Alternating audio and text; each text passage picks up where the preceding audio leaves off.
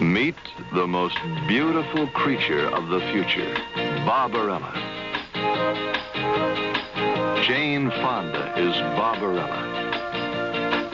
See Barbarella do her thing with the nice angel, with the black queen, with the hand-to-hand Romeo.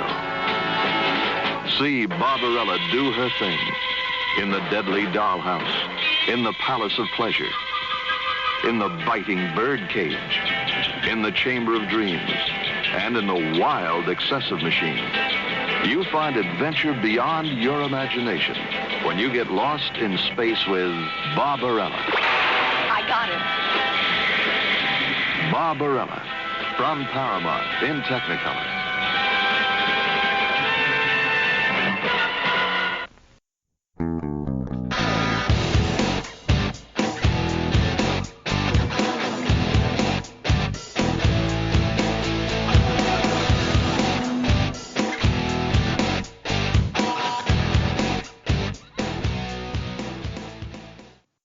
Welcome to They Call This a Movie, testing the strength of friendships one terrible movie at a time. Subscribe to the podcast on iTunes and other podcast services by searching They Call This a Movie. We are part of the Main Damie Network, and to find more from us, check out the website at themaindamie.com or on Twitter, Facebook, and Instagram at The Main Damie. We're also now a proud member of Geek Vibes Nation. You can find them at gvnation.com. Welcome back to They Call This a Movie. This is Anthony Del Vecchio, and with me as always is Dan Aquino and Mark Myers. Say hello, gentlemen. Hey, everyone. And I think you needed to supply us with drugs before this movie. I think it was irresponsible to make us watch this completely sober. BYOD, man. Got to bring your own drugs. You didn't? All right. No, I probably could, but...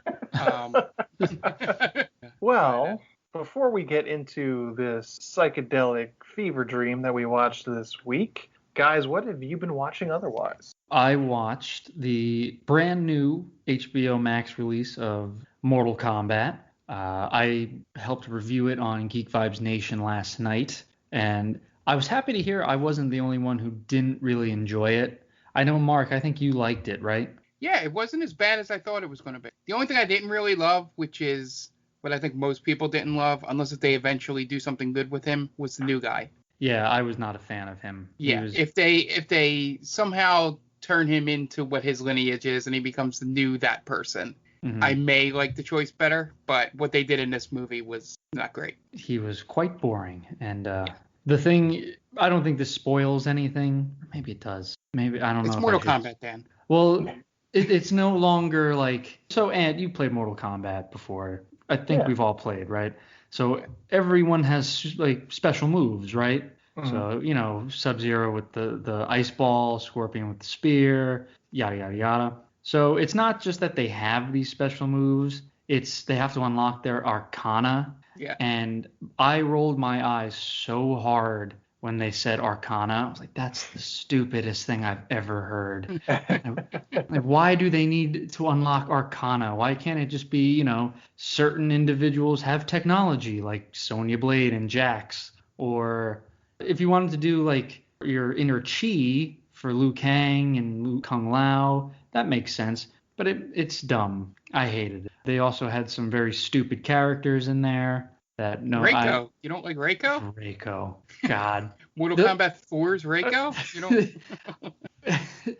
they might as well have brought back like the weird looking Nazi dude. Do you remember him from Yeah. I think he was in Mortal Kombat Deception. Oh God, Hanzo whatever. Yeah. And then the vampire Natara, no one cares about her.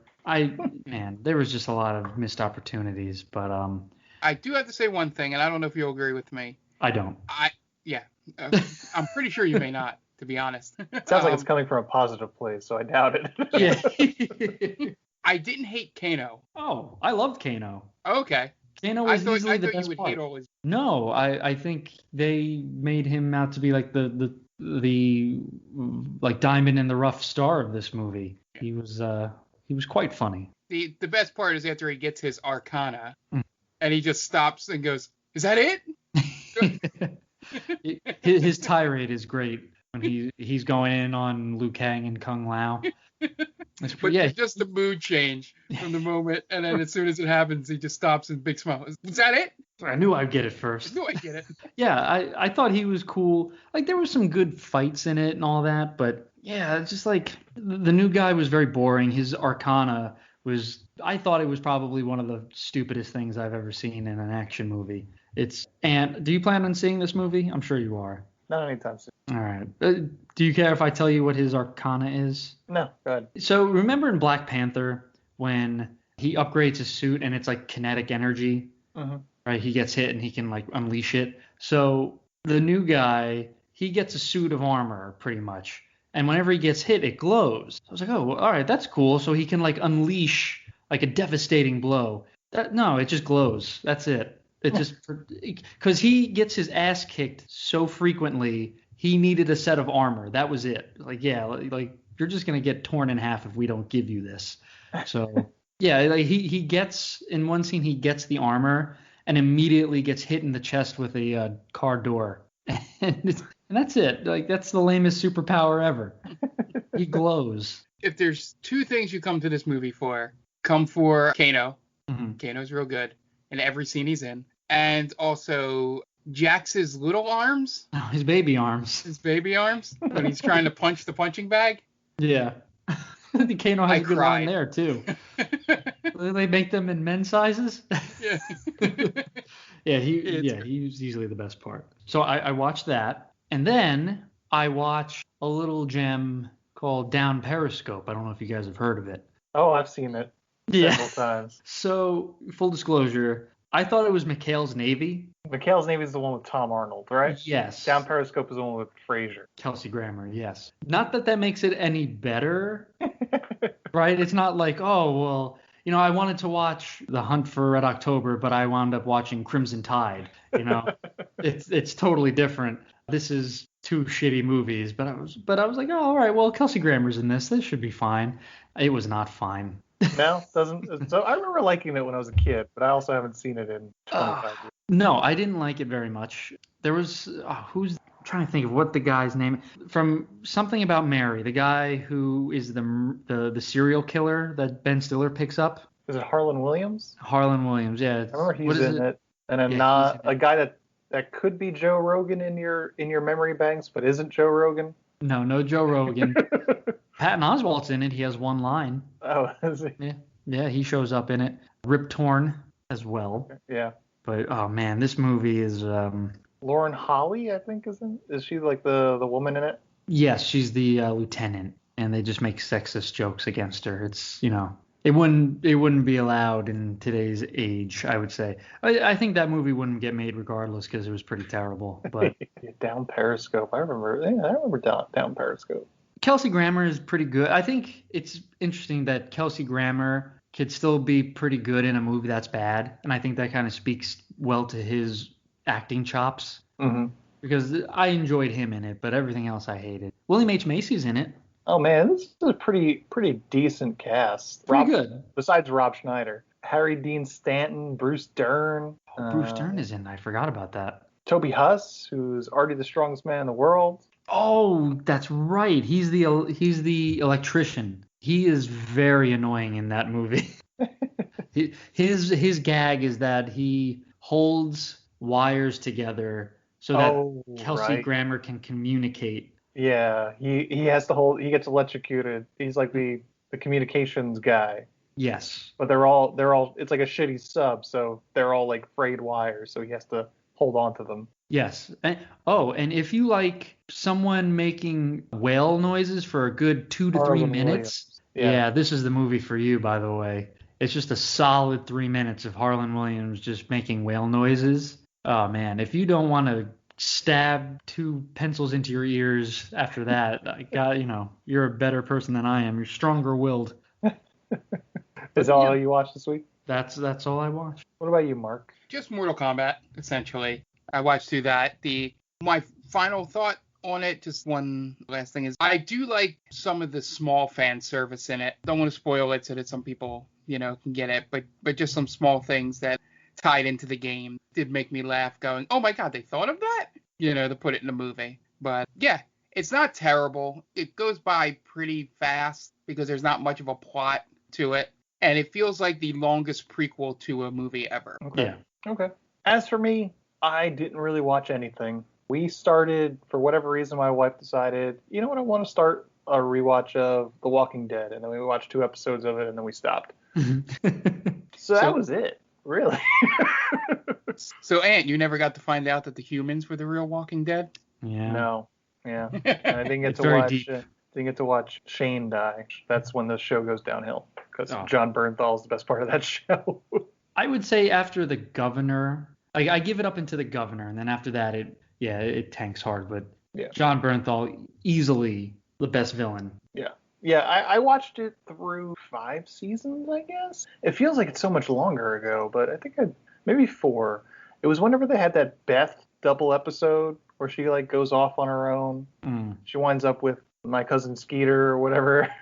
Oh no, it's Everybody Hates Chris. Yeah, Everybody Hates Chris. Yeah. Yeah. So they got into a pattern where they had these characters that were always on the sidelines, and then they knew that they were going to kill off these characters. So right before that, they always gave them like a storyline that ended with them dying. Like T-Dog. T-Dog didn't do shit for like 3 seasons, and then they finally gave him like this story arc that ended with him dying in the prison. And then Beth was the most useless character in the entire show. And then they finally gave her something so they could kill her off and try and be emotional about it. And it's bullshit. Like, all right. They didn't do a good job with that. Yeah. It's like, I see the framework that you're building here and what you're doing every time, trying to manipulate us to caring about these characters that we haven't yet. So then I tapped out. And then Negan showed up, and I'm like, oh, well, he was so good in the comics, but I don't care anymore. I can't believe it's still going. I think it's the last season. Who knows? And then they have the spin-offs. They have the Fear the Walking Dead, which is probably the same shit. Yeah, even less. At least the beginning of The Walking Dead had some endearing characters. Fear the Walking Dead has none of that. I don't think I've ever seen it. I saw the first season, and I actively rooted for everyone to die. It's like in LA, right, or something? Yes, it's on the West Coast, yes. Yeah. Automatically, nobody's likable. Yeah, they're all terrible, all annoying people. Well, that's our Walking Dead roundup, guys. I didn't expect it to go there. But we're going to take a quick break so we can listen to some ads and pay some bills, and then we'll be right back. And welcome back. And now it's time to get into this week's movie. And this week was my pick. So this week, I felt like we were focusing a little bit too hard on the 80s, 90s, and everything after that. So I wanted to kind of go back because we haven't really done many movies earlier than 1980, so I wanted to try and find something either in 70s and 60s. I first started looking at like old kind of trucker movies that were inspired by like Smokey and the Bandit or Dukes of Hazzard. Went through that because there was a bunch of them on Amazon Prime. And I didn't find anything super interesting. Watched like half an hour of a couple of them, and I'm just like, it's not really feeling it.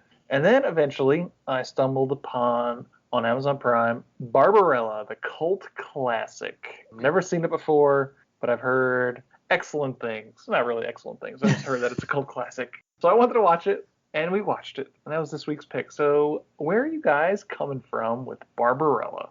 All right, so I'd heard of this movie, never saw it. I did see its X-rated counterpart, I would say. Okay. I did see parts of that. So I figured, okay, well, I kind of get the gist of it. If they Did you? Sort of. I mean, You get the jizz of it? well, they substituted brown shag carpeting for pink shag carpeting in the other movie. But oh my God, this movie, man, this movie made me kind of not like Demolition Man. Okay. Because they have 2 things that are, I guess, Demolition Man took from Barbarella, I think. One was no contact sex. Okay. And 2 was there's like no weapons and everything's super lovey-dovey. I was like, oh my God, one of my favorite action movies ripped off this thing? That's so depressing. Jane Fonda looks great. I like how she essentially, her magic power is her vagina, apparently. Yep. If something ails you, Jane Fonda's nether regions will cure you. Yeah. I'm surprised she didn't make the one guy see, the blind dude. I can see. Gives him the confidence to fly again. Right. It should have been, I can fly now and I can see. No better. If you're a woman and you bang a dude who's blind and all of a sudden you give them the gift of sight, you have to feel like the most powerful woman on earth, no? Yeah. It also depends what time period that occurs in. You might end up on a stake, you know. Well, this is the 41st century, so. Okay. So, Dan, did you enjoy it?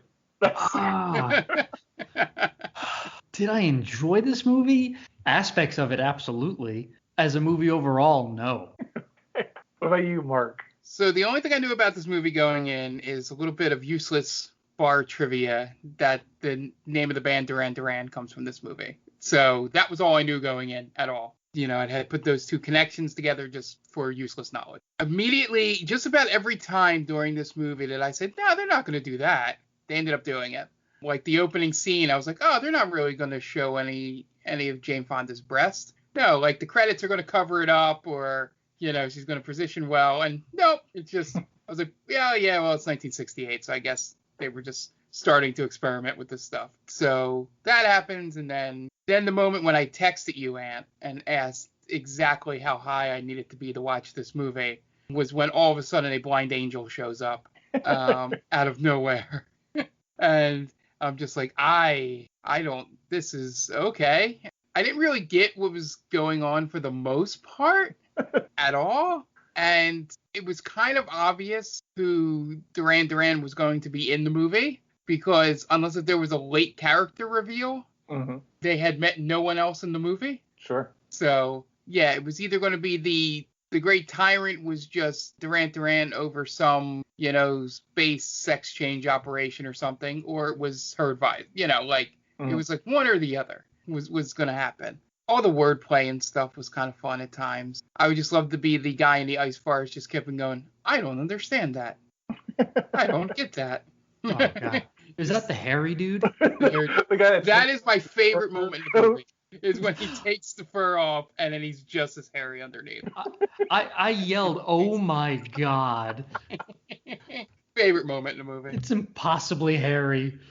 That puts Robin Williams to shame. That guy Yeah, so essentially, just like Dan, I don't think I like this movie, but I think I was more confused and trying to figure it out the whole time instead of gauging my entertainment value in it. Okay. So, what do I think about the movie? That's a good question. As Dan said, Jane Fonda is, whew, my God, she's like a 15 out of a 10 in this movie. I never realized, I guess, because I never saw Barbarella, but she was pretty incredible looking back then. This movie was weird, and it just kind of like played along until what got me was the dolls that attacked her. That's when I decided that this was the movie we were doing. When I was watching it, and that scene happened, and I was like, all right, this is what we're covering. That scene, and then when she meets the resistance fighter that kind of looks like Lieutenant Dangle, that entire scene is fucking hysterical to me. The door. They do the hand sex.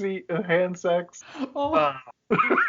And her hair goes up in curls, and his hair just goes like spiky. She's got too much vaginal power. That's the thing. I like how her immediate, so she bangs the hairy dude in the ice forest, and then immediately from there on, it's like, oh, I'm just going to have sex with everybody I see now. Yep. So her first thought when meeting a new guy is sex. Yeah, that guy must have gave her a real powerful orgasm. He inadvertently saves the universe. He does. So, which isn't really, it's like, doesn't help. You know, it's down with the patriarchy kind of thing. It doesn't really help because it's really like the almighty penis saves the universe here. The Catchman does it again. I love that guy's job is just to round up children so they have to go into slavery. Right. When they become of working age. He says it in a very, this isn't so bad, but it is bad. It's kind of like a really fucked up Wizard of Oz, this whole movie. Yes. It's better than Star Crash, I'll give it that. Mm. And this predates Star Wars. Yes, it does. By 8 years? Yeah. Yeah. It's from a French guy, too. That's why it's so weird. Yeah, it has Marcel Marceau or whatever, the mime in it. Yeah. I don't know why there's a famous mime in this world. In his, that's something I don't understand. Why was Marcel Marceau the famous mime? It's the only mime I know, so that's the only mime anybody knows. That's a good question. Yeah, who decided to make the mime in a movie, right? I mean, he's been in a few. He was in one of the silent movie directed by Mel Brooks, and I think the gag is that he talks in that movie. Okay. I don't get it. He's the professor, right, or the doctor? The smart. He's like the smart dude. Yeah, he's the professor, the one that puts the thing on his head to, I guess, read everything. I don't get. I like the sound effects in this movie when the professor is checking out Barbarella's spaceship, and it's like cartoon, bing bong, bing bong. So it's like he's tapping the side, and it's making those cartoonish bing bing bing. Like, okay, like that's, to me, I lost it there. The leather robot guys, and how they just constantly scream ah.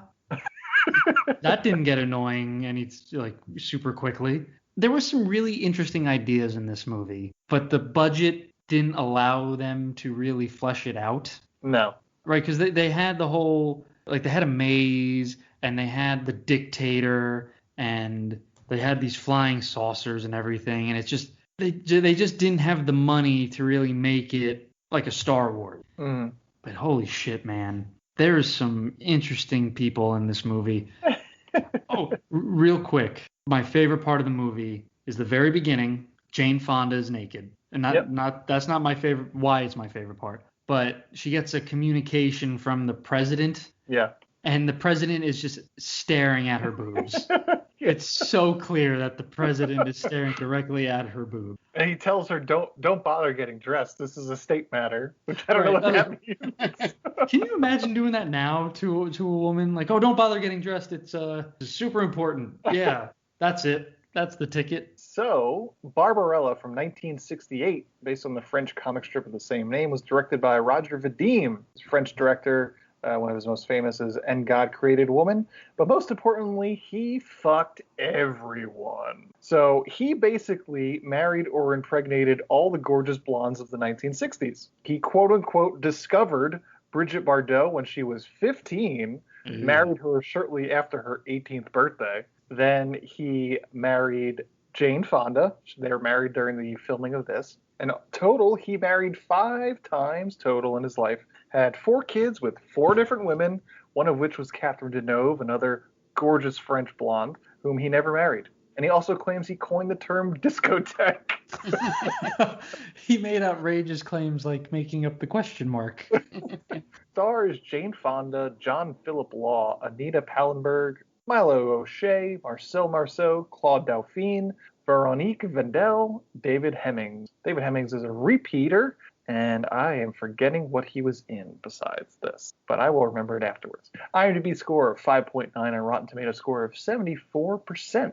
Budget, $9 million. Box office, I had trouble finding, but it earned $2.5 million in the US in 1968. Was the second most popular release in the UK in 1968, second only to The Jungle Book. And then after the release of Star Wars, it was re-edited to remove the nudity and re-released in 1977 as Barbarella, Queen of the Galaxy. I didn't hate this movie. I enjoyed it, but I'm assuming that they made this with the camp in mind. I don't think it was accidental, because before we even see Jane Fonda in a spacesuit, we see a spaceship very clearly on a wire.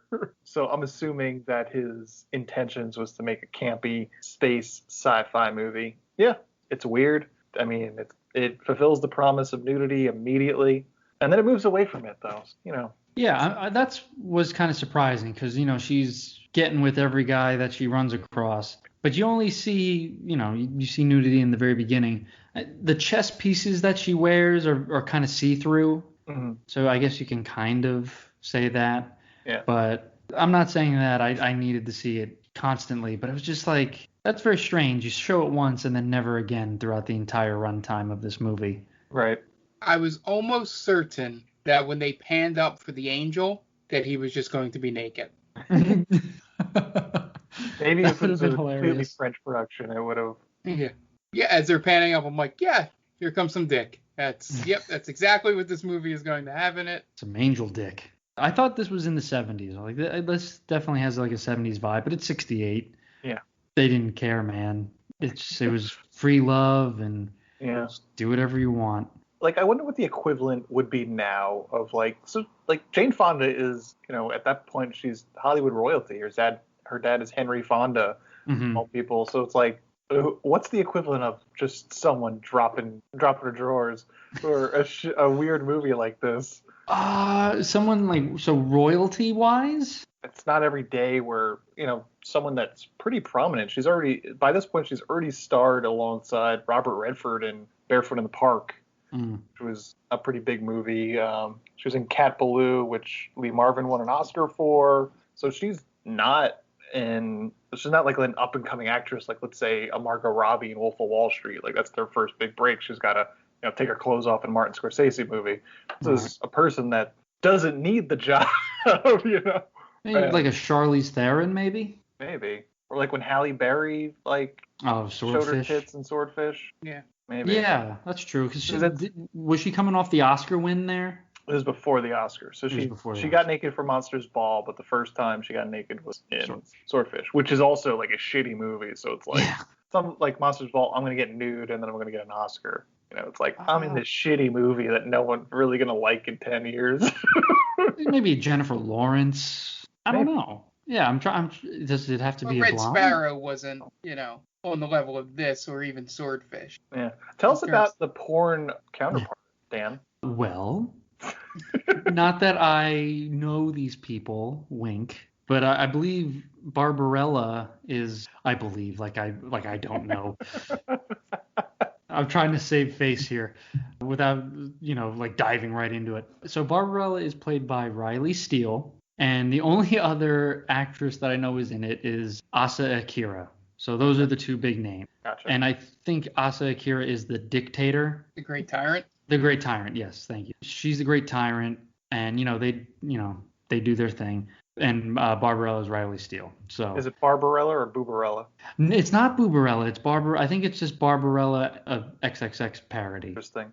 I feel like that is a very niche audience. Right. I mean, but like you said, it is a very cult classic. Right. But I mean, like those names, I'm assuming it was like 2010-ish. And like how many people clamoring for the Barbarella porn parody.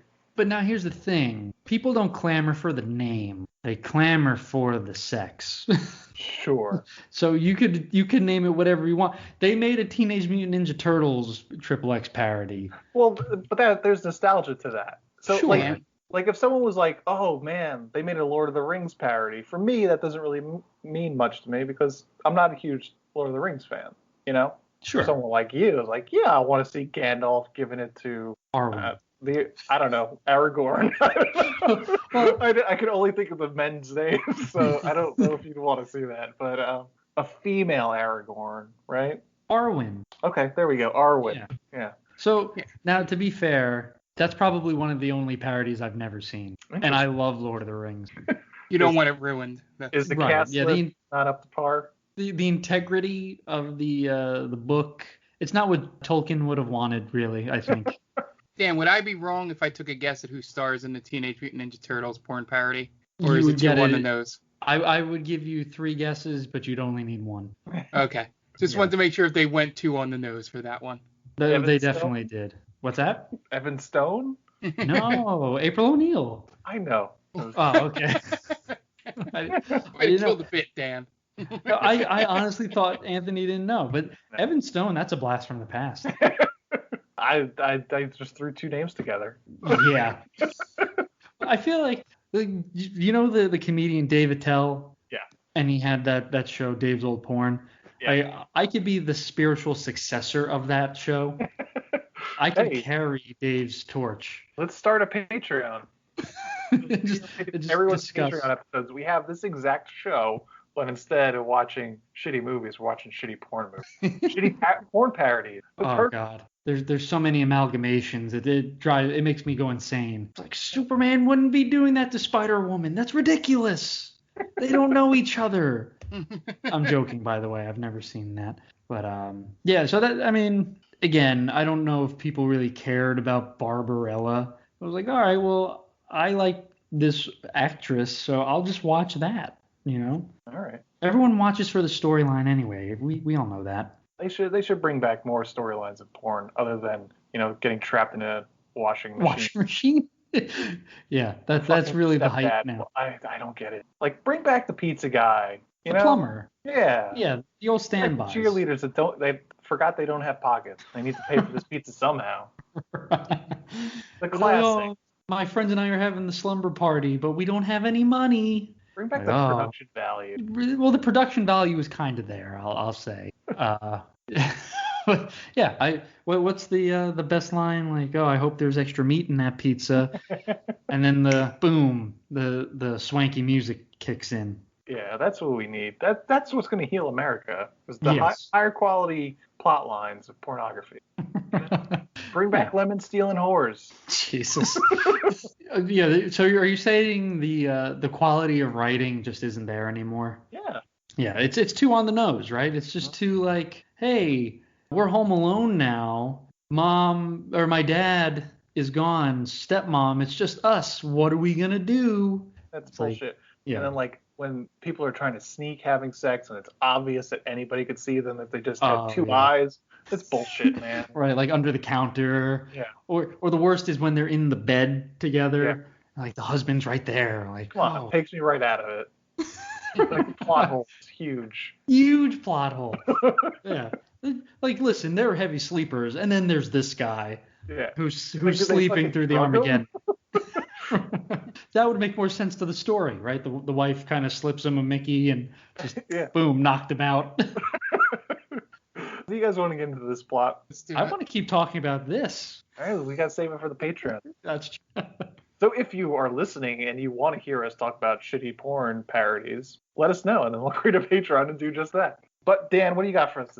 Okay, so moving away from that, we're going to talk about our friend Tia and her podcast, Top 10 with Tia. That's a weekly podcast where Tia and her friend Brittany get together and they talk about top 10 lists. So for Mother's Day coming up, they are doing a top 10 mothers in, I believe, TV. So there's so many good mothers out there. Check it out. See if your favorite mom made the list. You could follow her at TC_Stark on Twitter. And you could check out her articles on Geek Vibes Nation. Great. And we are going to take a quick break while you listen to some messages from friends of the podcast. And we'll be back in a second. Hey everyone, this is Steve, And this is Adam, and we're part of the Hop Nation USA podcast. Pittsburgh's #3 craft beer podcast. Join us every Friday for new beer reviews. We'll talk about the news, history, and homebrewing. Plus, we'll sit down with the best brewers and industry personalities that'll have us. So whether you're a casual drinker, a hazy boy hophead, Or even if you're a whale hunting cellar hoarder.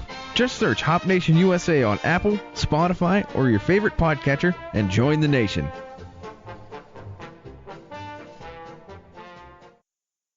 Oh hi, didn't see you there. It's me, George, from the best little horror house in Philly, the show where we talk about the best horror movie ever made, according to our guest at least. We've talked about groundbreaking classics like Texas Chainsaw Massacre and Alien, but we've also got a lot of great ones coming up, including some very fun guests like Len Kabaczynski of Swamp Zombies and Red Letter Media fame, Caroline Williams, the star of Texas Chainsaw Massacre 2, and Chase Williamson from John Dies at the End. So make sure you're subscribed to the best little horror house in Philly, and I'll see you boils and ghouls over there.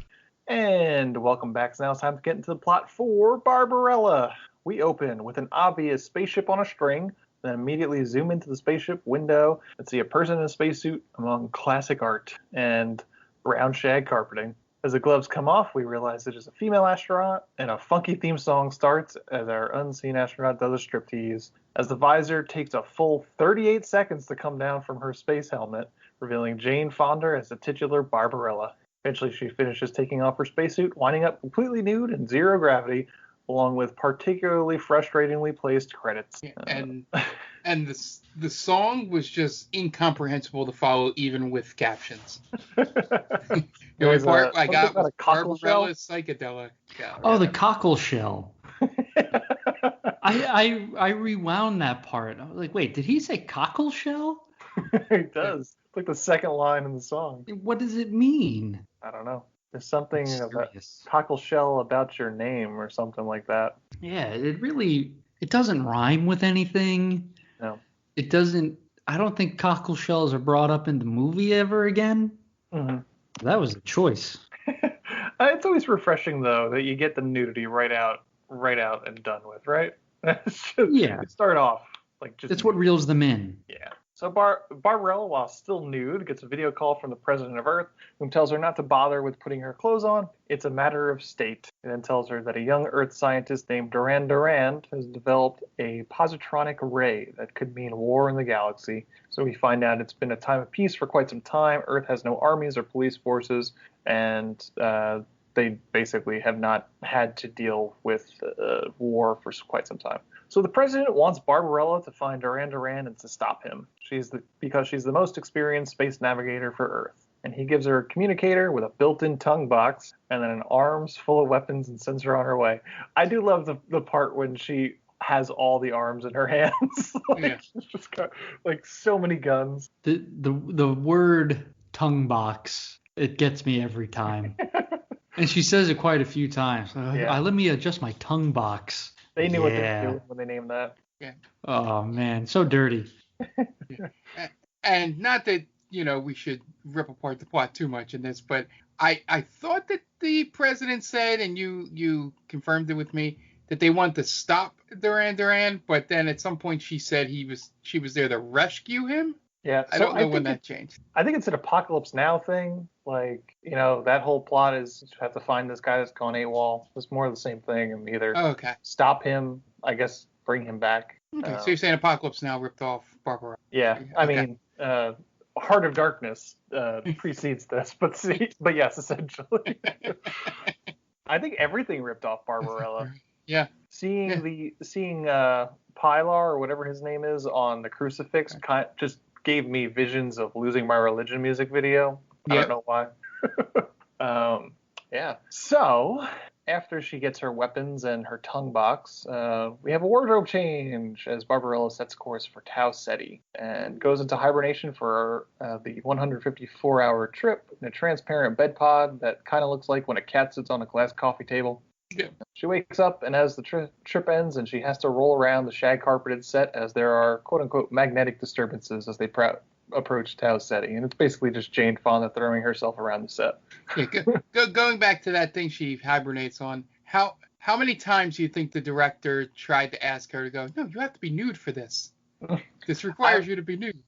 I mean, he got her nude once, and he is her husband. So. Yeah. And she was like, no, I gave you one, honey. It's like, you got one, all right? I'll walk right off this goddamn set. You can try and talk your ex Bridget Bardot into doing this movie. Do you know who my father is? Yeah. You want my dad come down here? Yeah.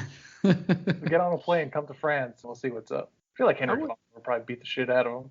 Jeez. Yeah. Well, yeah, I could imagine that.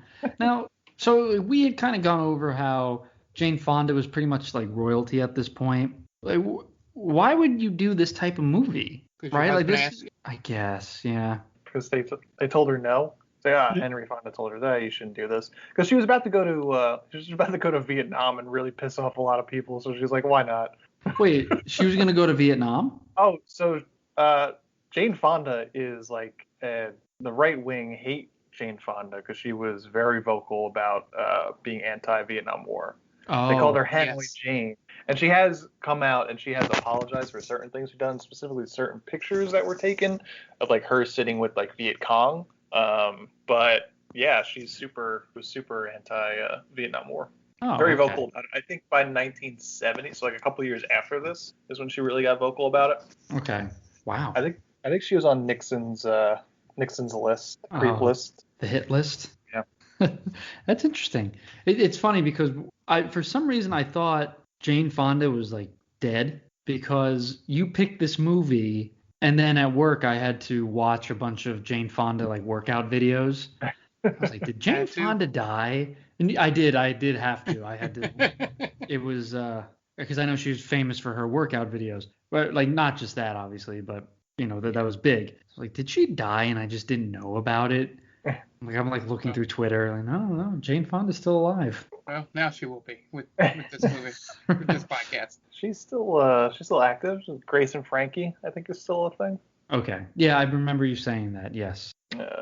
So the magnetic disturbances turns off all the navigation and computer functions, so Barbarella has to navigate manually. Eventually, they crash land on Planet 16 on Tau Ceti. After another costume change, Barbarella gets out of the ship and walks onto an ice planet As she inspects the damage to the ship, she's approached by 2 twin girls speaking an alien language. She tries to adjust her tongue box in order to speak with them, but one of them sticks a gem into a snowball and hits her in the head and knocking her out. They tie her up and then they put her on a sled pulled by a weird octopus creature as they take her prisoner.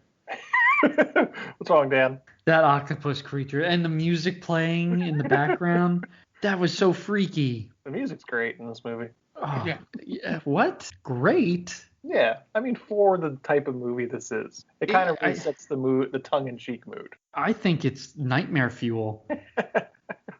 So they take her to what she recognizes as Duran Duran's spaceship, which has been taken over by a bunch of twin children with ridiculous hair and also some rabbits. I don't know. The children then tie her to a pole and set up a bunch of biting dolls to slowly walk over to her and bite her. They start biting her, tearing at her clothes because that's what they would do, making tiny bite marks as the children look on with glee. Then a man shows up with a couple of guards, snatch those weird-ass kids up into a net and shuffle them away, while one of the men sets Barbarella free.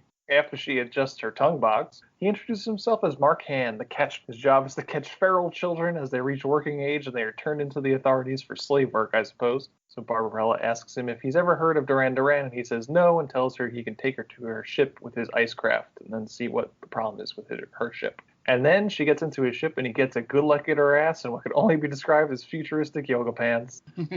Yeah, he gets close enough to sniff. Oh, God. She was prepared for those workout videos, Dan. Yep. Oh, yeah. Yeah, I mean, she knew what she was doing. The Ketchman's vehicle is like an RV, and Barbarella says the fateful, I don't know how I'll repay you for your help. And then he says, let me make love to you. And we then find out that the Earth has done away with sex for centuries. They now take pills and touch each other's palms while they wait for psychocardiograms to merge. But she's game for sex with Ketchman, though she doesn't understand the point. And he takes off his fur coat to reveal more fur, and then they fuck. Oh, God, that must have been the most uncomfortable sex ever. Just rug burn. Yeah. She's probably still picking hair out of her mouth from that. Well, apparently it was pretty great sex, because as the Ketchman gets dressed and goes to work on her ship, as Barbarella recovers from what can only be described as a mind-melting orgasm, she helps herself to one of his furs, and she's back in her ship, not before they share pleasantries and googly eyes as she flies away. Barbarella gets back on the ship, tries to fly the ship to Sogo, but I guess the Ketchman fixed the ship incorrectly, putting the stabilizers in reverse, I think. That's what the system said. In so reverse. It went down instead of up. Yeah. Oh, jeez. So instead of lifting off, the ship burrows through the planet's surface and goes deep into a cavity below the surface. She crash lands again in another costume change as she dishes the furs for a mod-style sleeveless jumper and thigh-high boot. I love thigh-high boots. Oh, the best. The mod style, just so attractive. They should bring it back, really. Yeah. None of the low-rise jeans, just mod dresses and thigh-high boots. I'm game for that. As she gets out of her ship to investigate, she trips and hits her head, momentarily knocking herself out. She wakes up to find Pygar, a blind bird person/angel, running his hands over her. He mentions that he's been to Sogo, but he also mentions that he doesn't fly anymore, not because he can't, but because he lost the will to do so. That's sad. Yeah. Sad existence for Pygar. And he says it in such a monotone way that you can't tell if he's actually upset by it. No. This subsurface place is a labyrinth inhabited by the exiled from Sogo. Sogo is a place of pure evil that lies on the hill above. Pygar brings her to Professor Ping. Ping tells her that he's heard of Duran Duran and that he believes him to live in Sogo, and he'll try to get her spaceship running in order for her to get to Sogo. Ping takes a look at her ship and says he could fix it, but he has no idea how long it's going to take. Could take days, could take weeks, could take months. So she can't wait that long, so she tries to get Pygar to fly her to Sogo, but he says he cannot because of muscle atrophy. But Ping tells her that he can, he just doesn't have the morale. So Barbarella asks to see Pygar's home, and she finds out it's a nest. But then the Black Guard shows up and tries to capture Barbarella. She drops her gun and kicks it over to Pygar, and she instructs him to shoot the guard. It blows up and reveals that the guards are made of leather and nothing on the inside. And then Barbarella and Pygar fuck in Pygar's nest, no less. It's so funny. They immediately go, he doesn't have the will. And the first thing that goes through Barbarella's mind is, I know what can help him out. I have what he needs. Yeah, before the Black Guard shows up, you could see it going through her head. Like, oh yeah, he just needs a little spring in his step. Yep. Starch in his collar will get him flying again. Yeah. Yeah. Thank you, Ketchman. Yeah.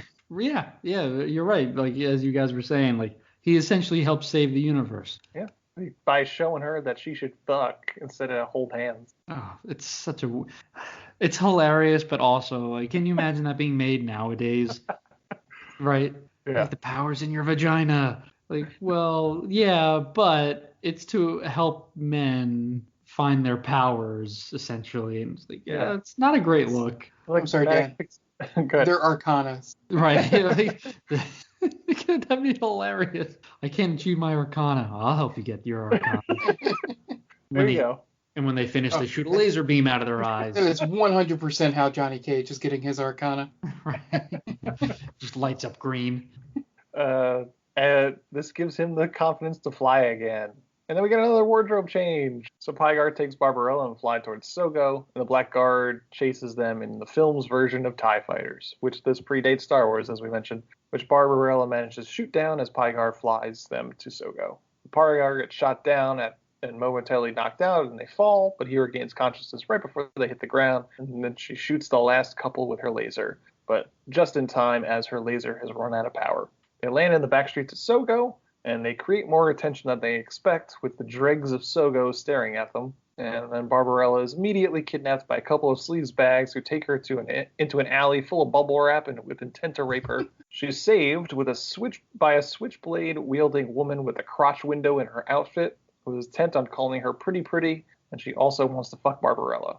Apparently, there was a sex scene between these two that was eventually cut. I don't think it was ever shot, but it was planned. I don't think any nudity, but just like, how she fucks Pygar and everything. Right. Barbarella leaves. I guess it cuts, right? Yeah. Barbarella leaves and looks for Pygar.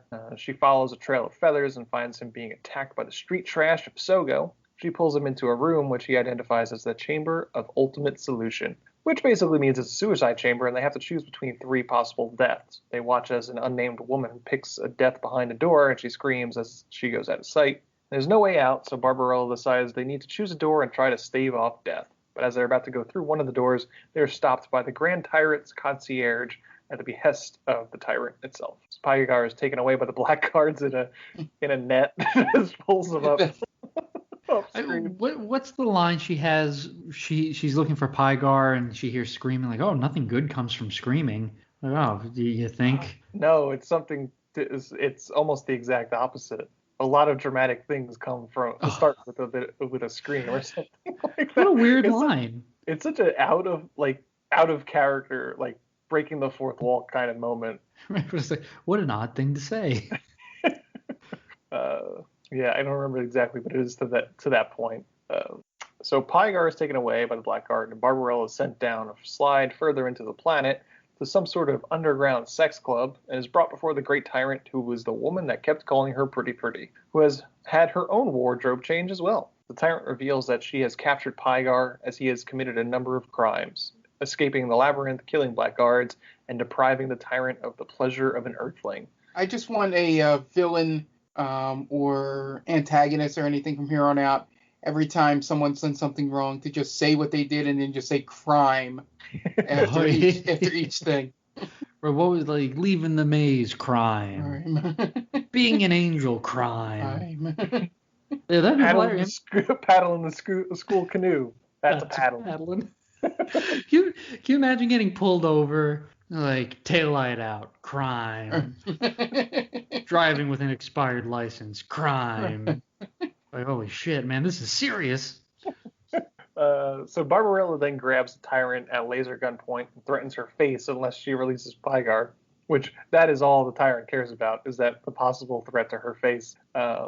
She releases Pygar, and then the concierge reveals that the gun is without power, so it's basically no more harmful than a child's toy. So they send Barbarella away to the birds as punishment. They take and then the Tyrant takes Pygar to the back to make love to her.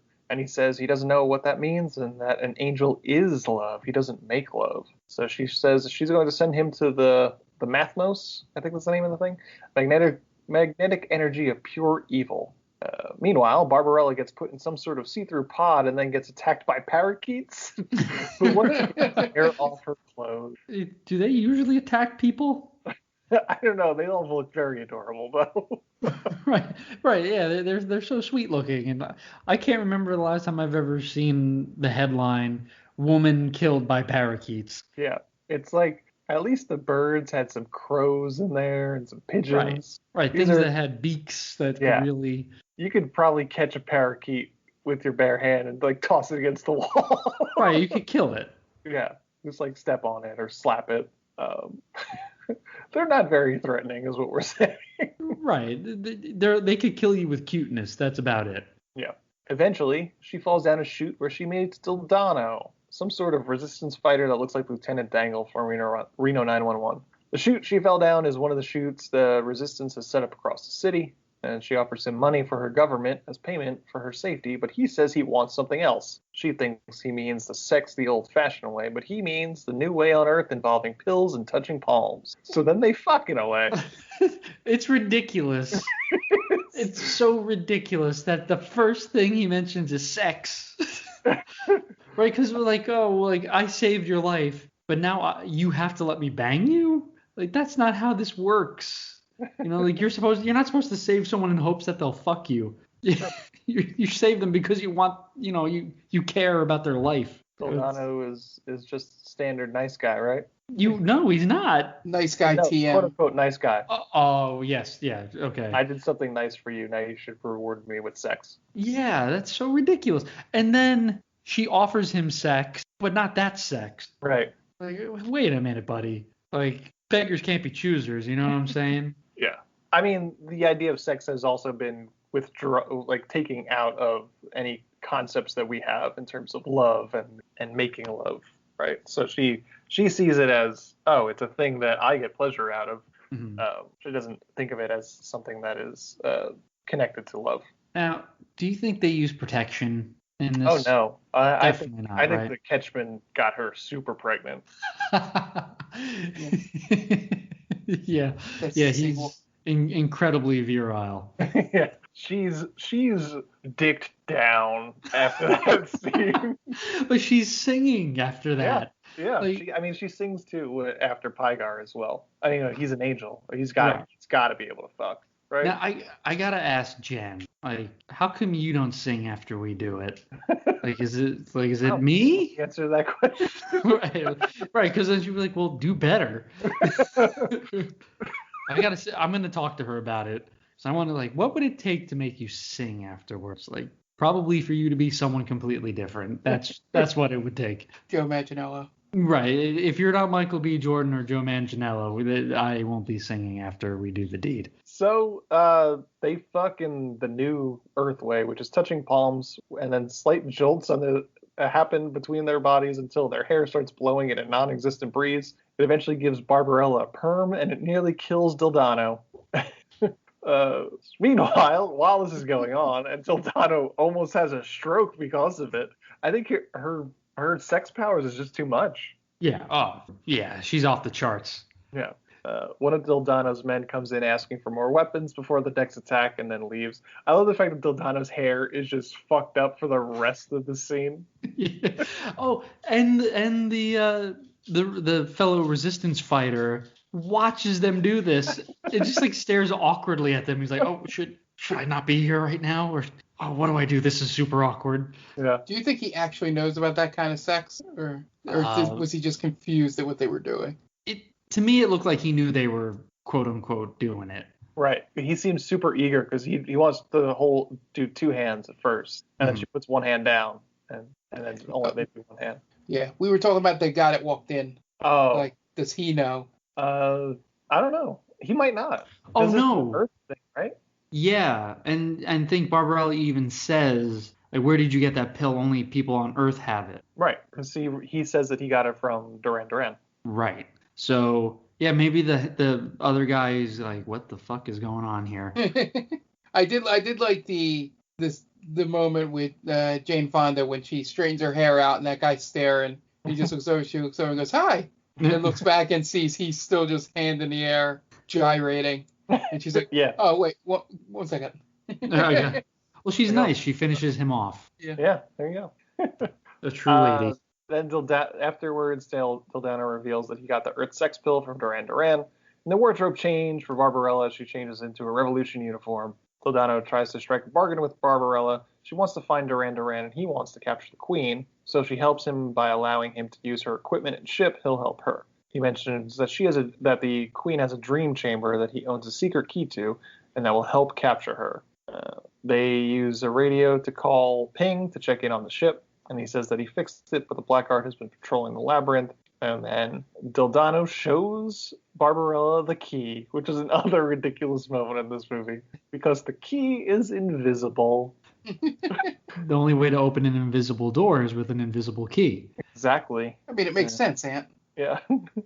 And then he loses it. It's not on that nice cushy pillow that he was keeping it on. So he has to kind of fumble around all his other tools until he eventually finds it, which he does, and he puts it around her neck for safekeeping. So he readies a transportation tube and sends Barbarella on her way into the city with a map in hand. She gets shot out on her ass, and she's in some sort of hedonistic chamber with stoned people smoking some sort of hookah called Essence of Man.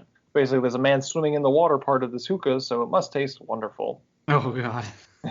She gets offered a hit, but reneges, but then she sees the concierge and the Blackguard coming, so she tries to act casual among the stoners, but it does not work. Concierge puts her into, so he captures her and puts her into a sex pipe organ, supposedly to kill her with pleasure. So as he plays the organ, the machine gives her orgasm after orgasm. He plays faster and faster, but the sex organ machine is no match for the unbridled sexual power of Barbarella, and it blows up.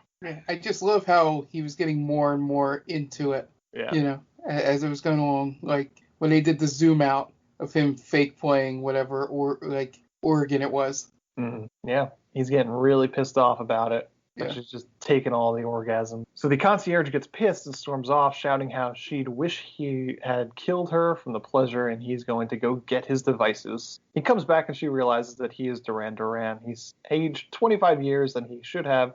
He says that he sacrificed his youth for the powers that the Mathmos has given to him. She asks him what his positronic ray does, and he tells her that it sends matter into the fourth dimension. And then wardrobe change. Duran Duran reveals that he wants to take over Sogo, but the Queen stands in his way. She says that she could give him access to the Chamber of Dreams because she has the second key. So he holds her at gunpoint, and they go to the Chamber of Dreams. As they get to the chamber, they struggle over the invisible key. Duran Duran gets control of it and tosses it into the Mathmos, and then pushes Barbarella into the chamber, then gets the second key and tosses that into the Mathmos, locking both Barbarella and the Queen inside the chamber. Eventually, the Mathmos is supposed to devour them both. So Barbarella stumbles around the chamber as the Queen sleeps, her psychedelic dreams being projected on the wall of the chamber. Barbarella wakes up the Queen to let her know they are trapped. The Queen says that unless she is alone in the throne room, the Mathmos will devour her. Some stupid rule that I didn't quite understand. So the Queen dials into a screen that shows the throne room and Duran Duran about to be coronated when someone runs in to talk of an attack from the labyrinth. So the Queen switches the view to the labyrinth, and Dildano is staging a coup against Sogo, successfully destroying the Blackguards and the Air Armada. So Duran Duran starts the positronic ray and sends the opposing forces into the fourth dimension, including Dildano. Resigning herself to death, the Queen decides to use the supreme weapon, which is to release the Mathmos against Sogo, which will destroy Sogo and be the quote-unquote apocalypse. But as she does this, the Mathmos gets unleashed, but creates a bubble around the Queen and Barbarella to protect itself from Barbarella's innocence. The Mathmos starts taking over Sogo, and Duran Duran watches as Mathmos destroys Sogo and his positronic ray. The Mathmos vomits up Barbarella and the Queen because she is too good, and they're washed up near Pygar, who is also too good to be devoured by the Mathmos. Barbarella wakes up Pygar, and he flies Barbarella and the Queen to safety into Barbarella's spaceship. Pygar saves the Queen because he says that an angel has no memory, and they fly away. And that's the end of Barbarella. We got through that super quick. Yeah. Well, that's a weird, so angels have no memory? Well, she's like, why did you save her? She was so shitty the entire time you've been on here. He says, it doesn't matter to me because angels have no memory. So he's eternally good because he doesn't put that against her. She's worthy of saving. It's a weird movie. She's great in it though, Jane Fonda. She seems like she's super game for the whole thing. however ridiculous it is.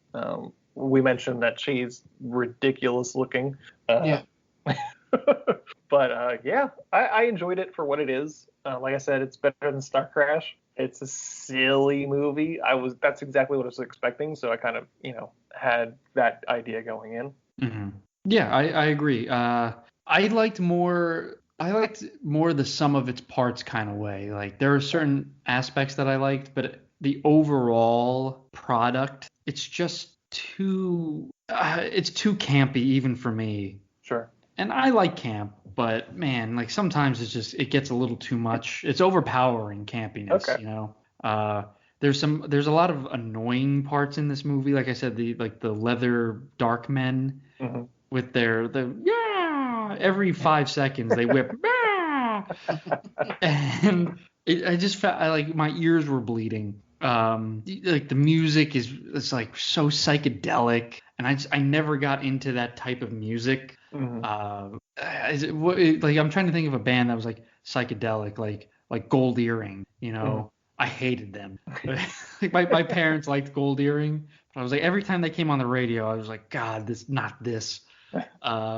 Yeah, like Jane Fonda is great in it. She's super silly, and I agree. I think she's up for whatever the script calls for her to do, and she carries the movie just fine. I finally realized where they get all those like Skinamax movies where like, oh, she's gonna fuck the world to death, or she needs men to survive, and like, well, it's Barbarella. Okay, I get it now. So I didn't realize this was like that big of a pop culture influence. Mm-hmm. But that's awesome. I'm glad I learned that.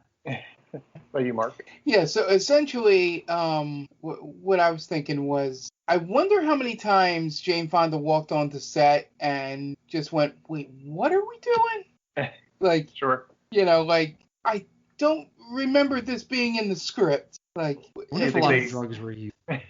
Sure. He's an angel? What? Like, that was the whole time I'm thinking in this movie is, it can only be one of two things. Either she was super into it and it's all in the script and she was like everything was coming, or each day she walked on the set she had no fucking idea what she was walking into. Sure. I mean, I guess that's what happens when your husband's the director. Look at all the shit that Melissa McCarthy's husband makes her do. God, she needs to get away from him. Yeah. Movie-wise, I'm sure they have a very lovely marriage. You heard here first. Dan wants to break up Melissa McCarthy's marriage. That's my new goal in life. She'd probably kill for a Barbarella role at this point. Yeah, right. Yeah, but essentially it felt like a very, and I'm not hedging any new ground here or anything when I say this, but it felt a very of its time thing. Like there are probably things that somebody that lived around that time frame would get out of this movie that none of us got out of it. Sure. Watching it. But it kept the string of me watching. I don't know if it's been consecutive, but watching a movie Ant watch and just going, why? As we're going through it. But I'm glad I didn't hate it. That's the only real 100% positive I can take out of this. Like, all right, it was dumb and I didn't understand it. I don't know if I like it, but at least I didn't hate it.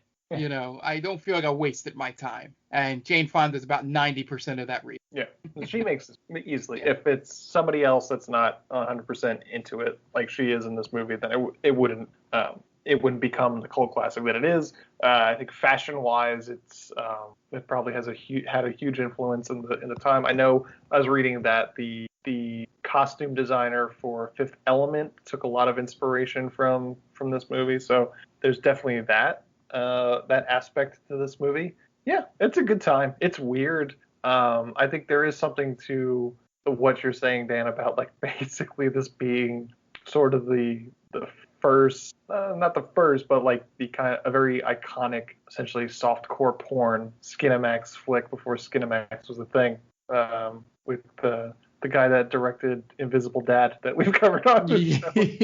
That's what I was thinking of. Fred Olin Ray, director of Ghost in the Teeny Bikini, and Emmanuel in Space too is probably big Barbarella fan. Yeah, It's weird.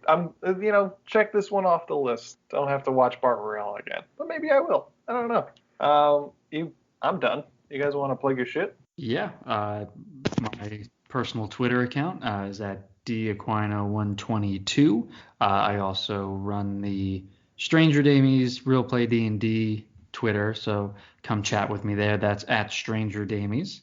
So you'll see new episodes and other silly things that we post on there. Yes, so we have our D&D podcast, Stranger Damies. Episodes air on our podcast channel every other Wednesday, and then in between that, if possible, I try to pull in an interview. Those go in between the episodes. But most importantly, we stream every session live on twitch.tv/GameVaultPod. They are Friday, every other Friday. So just be sure to check out the Twitter account at Stranger Damies to see when the next session is coming up. But they're a lot of fun. And we do interact with the chat between episodes. So if you have questions and you want to chat about what just happened, you can do it live while we're recording it. So be sure to check that out. Game Vault Podcast, which is where the Twitch channel comes from, airs every other Monday. Be sure to check it out. It's a podcast that me, Jen, and Tom do. And that's on Instagram and Twitter at Game Vault Pod. Basically all socials at that. And then the twitch.tv/GameVaultPod, we stream about 5 nights a week. Wednesday is Apex After Dark, where we play Apex Legends. Thursdays is Paper Markio, and also sometimes a special appearance by Dan with Dan of the Wild. Before that, where he plays through Breath of the Wild. Fridays are Stranger Damies, and nights we record the podcast. So that's an every other week thing. But I believe every Saturday is now going to be Monster Hunter Rise with Jonathan and Jen. And then Dan takes Sunday for the actual date of Dan of the Wild. And then Mondays is Tom does his retro stuff, where he plays a retro roulette game that we pick on the podcast, and then he plays a retro game in the in-between weeks there. So be sure to check us out, like, share, subscribe, tell your friends. We need about 8 or 9 more new subs to the Twitch channel to make Tom play Resident Evil 2 Remake on stream. So make that happen. Nice. And that's going to wrap it up for this week. We are They Call This a Movie. You can find us everywhere you get your podcast just by searching They Call This a Movie. So Stitcher, iTunes, Spotify, wherever you get your podcast, you could find us there. We are themaindamie.com. You can find us at themaindamie.com. That's our main website. It's where we post our articles and all our shows. And it's also where we get our social media. So Twitter, Facebook, Instagram, just look for The Main Damie and we'll be there. This show now has a TikTok, which you can find the TikTok just by searching They Call This a Movie. So that's fun. Do we have to start doing dances now? Yeah, we're going to do some dances. No. Please no. Those really half-hearted dances, which obviously white girls stole from black creators, but we won't get into that. But we are also proud member of Geek Vibes Nation. You can find them at gvnation.com and on all socials and all podcast streaming apps just by searching Geek Vibes Nation. Tons of great shows. If you're into geek stuff, there's surely a show for you. That's going to wrap it up this week. This week has been Barbarella, and the director of Barbarella is Roger Vadim. So, for Dan Aquino and Mark Myers, this is Anthony Levicchio telling Roger Vadim, well, you certainly made a movie, didn't you?